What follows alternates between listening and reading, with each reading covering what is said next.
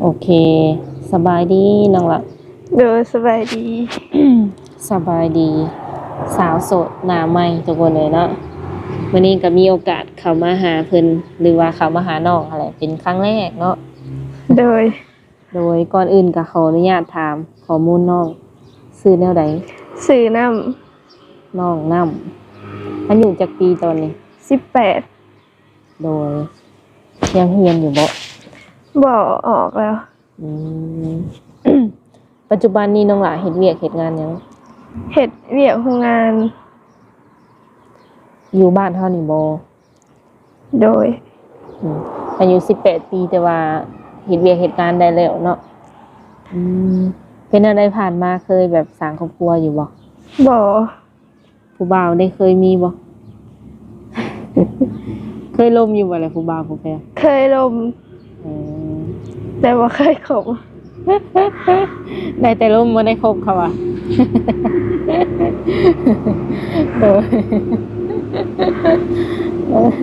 อันนี้เป็นครั้งแรกบ่น้องหล่ะที่ว่าออกมาเปิดใจโดยครั้งแรก เป็นอะไรแบบเห็นมาจากไสเห็นมาจาก YouTube โอ้ติดตามโดนล่ะบ่โดย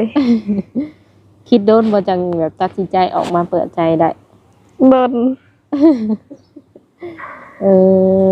โดยหากตอนนี้นี่ถือว่าโสดโดยโสด 100% บ่ 100% พร้อมที่จะออกมาเปิดใจแล้ว เปิดใจในมื้อนี้นี่คือแบบเปิดใจหาแบบได้หาคนคุยซื่อๆบ่หรือว่าหาคู่ชีวิตถ้าลมกันแบบเข้าใจกันกะอยากได้คู่ชีวิตแบบได้เบิดนะพร้อมแบบว่าพร้อมสร้างครอบครัวแล้วตอนนี้เนาะคันเจอคนที่ใช่แม่นบ่โดยแล้วน้องหลามีแบบว่าสเปคผู้ชายอยู่บ่บ่ได้เบิดคำว่าแท้บ่ได้เบิดนะโดยแบบนิสัยเข้ากันได้ก็โอเค อายุนี้ได้ซะน้องล่ะอันนี้ก็บ่เลือกเพราะว่ามัก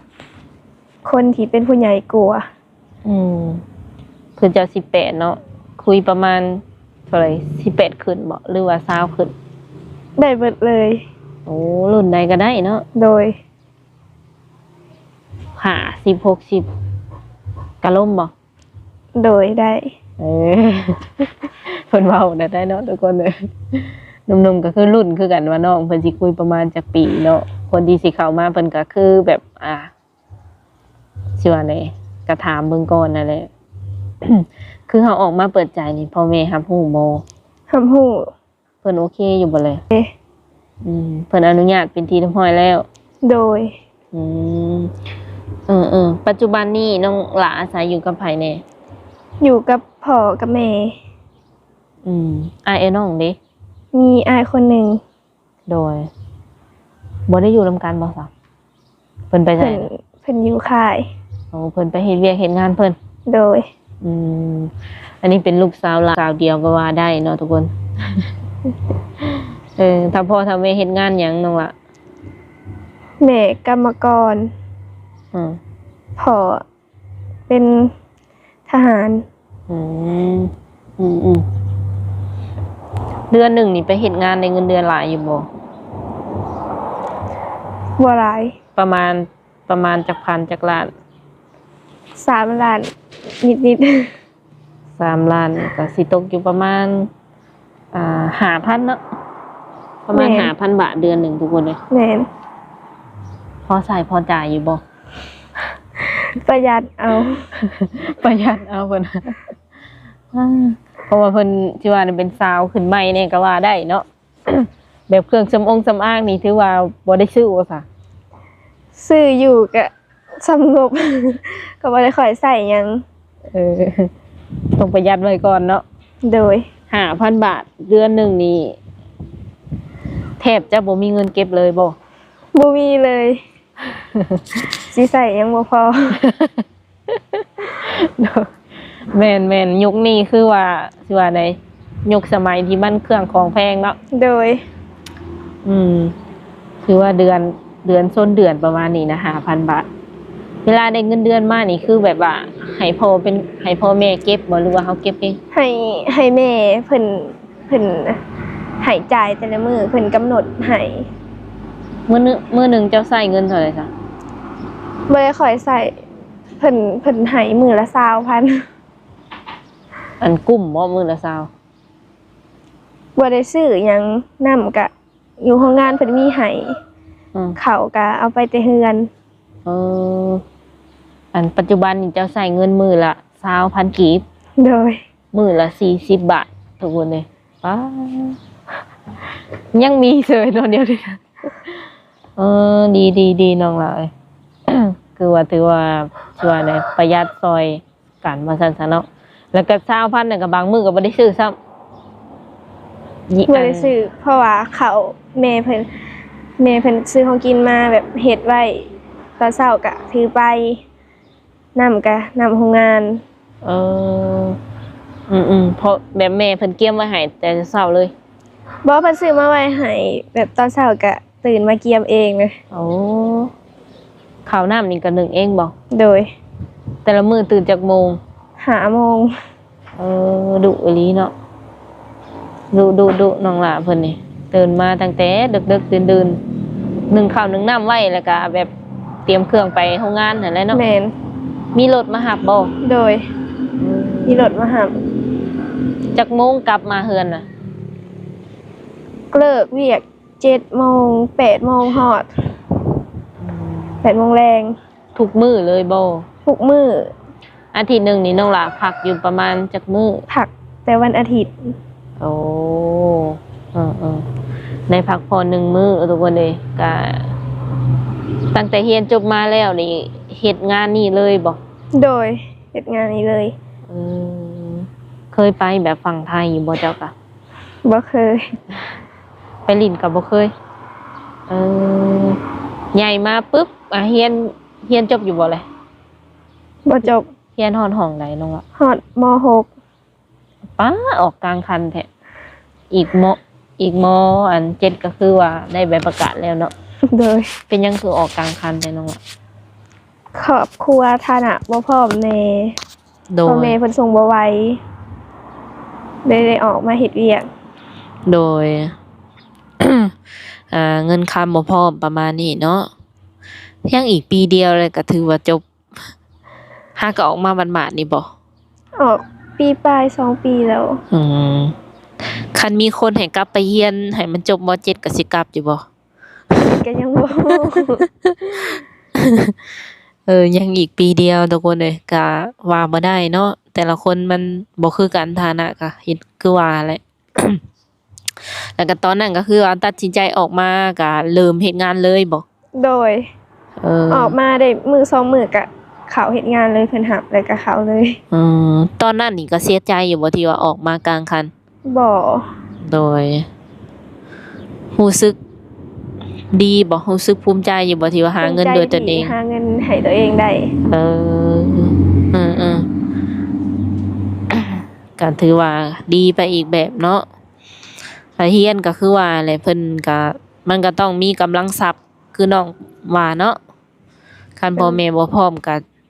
จักเขาสิเอาเงินมาไสว่าซั่นซะเนาะแต่คนที่แบบสิเข้ามานี่น้องหล่ามักคนนิสัยใจคอแบบใด มักคนที่แบบใจดีแน่เพราะว่าน้องเป็นคนอ่อนไหวง่าย ใจเย็นกะรวมๆแล้วกะได้เบิดคันรวมกันเข้าใจ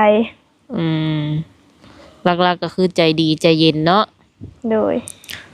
บ่มักบ่ผู้ชายเว้าเสียงดัง ถ้าเว้าเสียงดังถ้าบ่ได้ให้กะ ก็ได้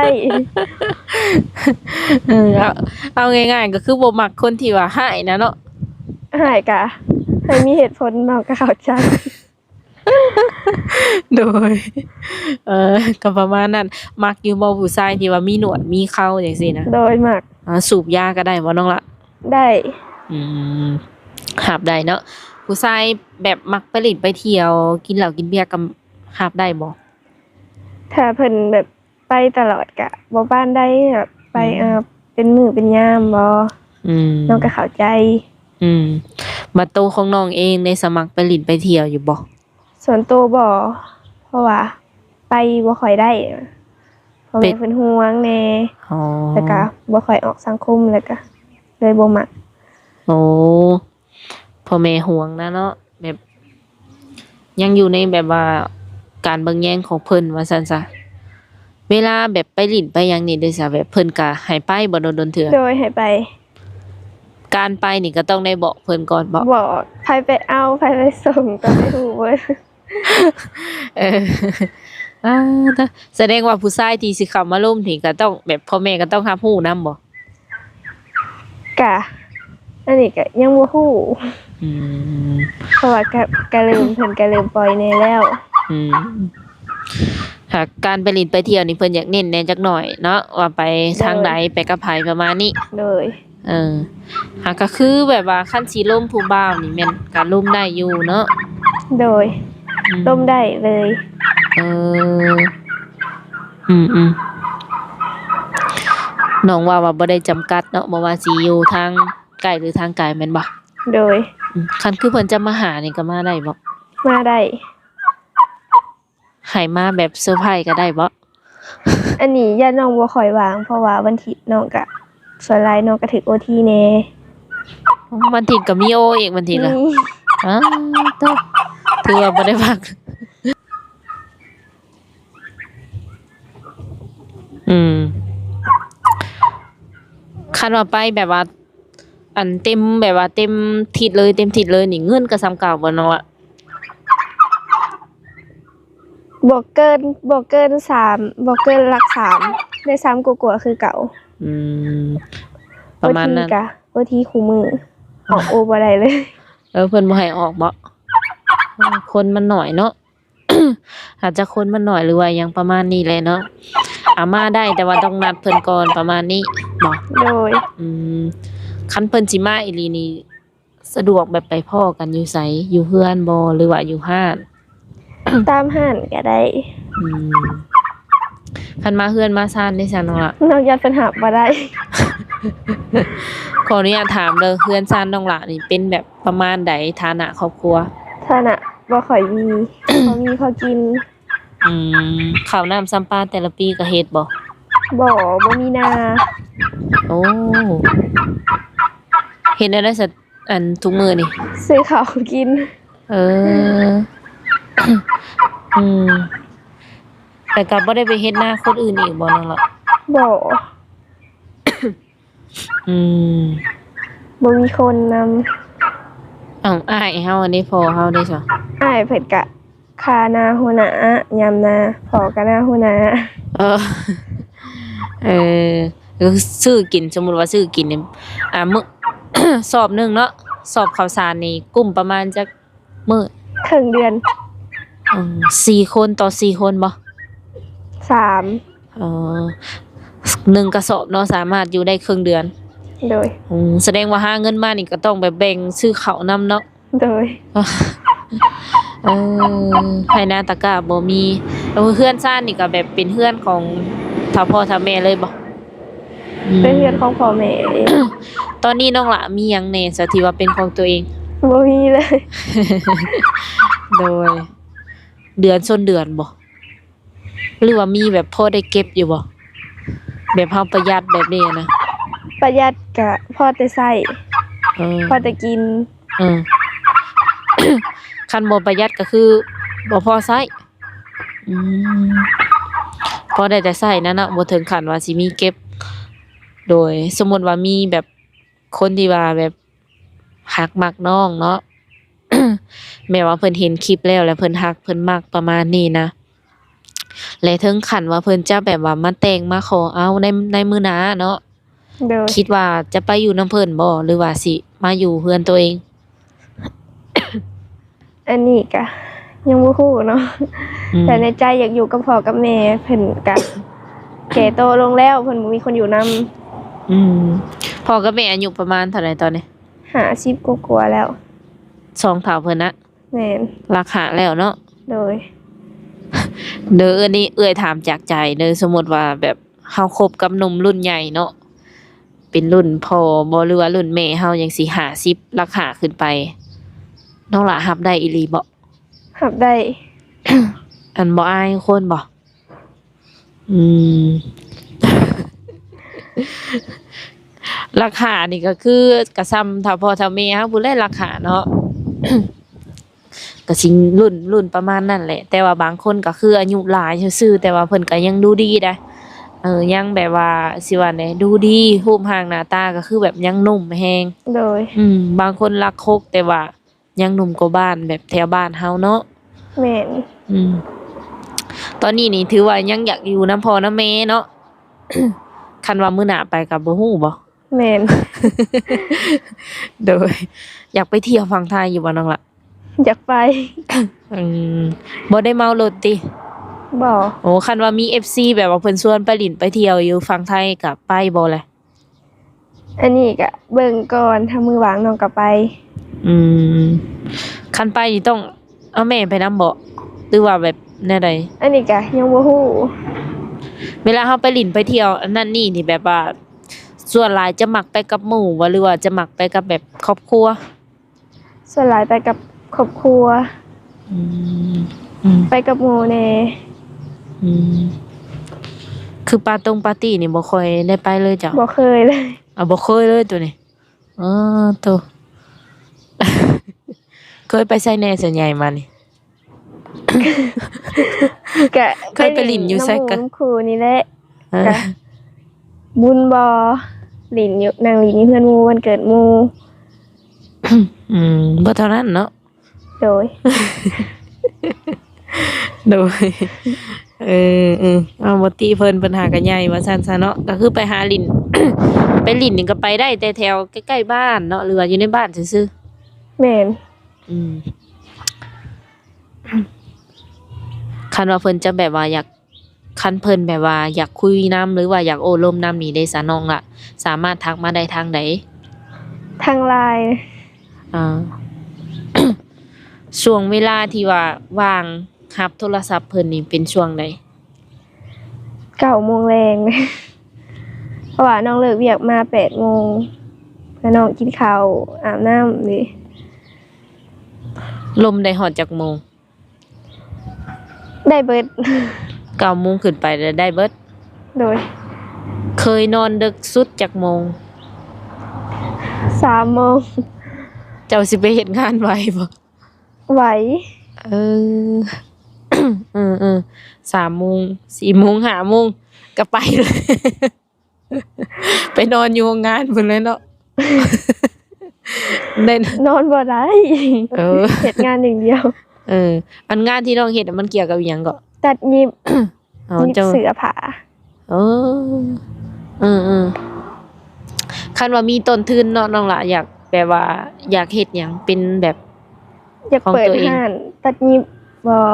อืม เพราะว่า ใจน้องก็มักทางนั้น น้องเพิ่นก็มีประสบการณ์ทางนั้นได้เนาะยิบแบบยิบเสือนี่ก็ได้แม่นบ่ โดย ยิบเสือสินแม่นเป็นเบิด ส่วนหลายยิบแต่เสือสงสินบ่มีเพราะว่ามันเป็นงานของต่างประเทศ โอ้หากถือว่าน้องเพิ่นก็มีความฝันของน้องเพิ่น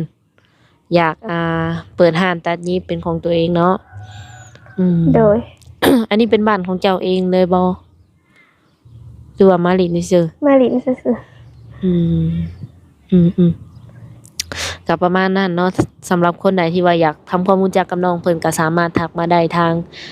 LINE คือเพิ่นเว้าเนาะคันเฟซก็เบอร์ได้ซะ ๆน้องบ่ได้ลิน บ่สะดวกเนาะตัวนี้เนาะ ก็ประมาณนั้นทุกคนเลยสุดท้ายนี้น้องละมีหยังอยากฝากถึงหนุ่มๆที่ว่าเพิ่นสิเข้ามาคุยนำอยู่บ่ อยากฝากว่า คือว่าฝากซัพพอร์ตน้องคนนี้หน่อยเด้อ โอเคเนาะสำหรับคลิปนี้ก็มีแต่สิได้โอลมประมาณนี้ก่อนเนาะและก็ทางเอื้อเองก็สิขอเป็นตัวแทนเนาะมอบเงินให้ 100,000 กีบเนาะเป็นน้ำใจของอ้ายที่ว่าสนับสนุนช่อง YouTube เอื้อยเนาะ โดย เพิ่นก็อยู่ทางอเมริกาพู้นแหละ เพิ่นก็ฝากมาให้สาวๆที่ว่าเปิดใจแต่ละคนเนาะคนละ 100,000 เดี๋ยว ก็สิได้เอาให้เลยเนาะ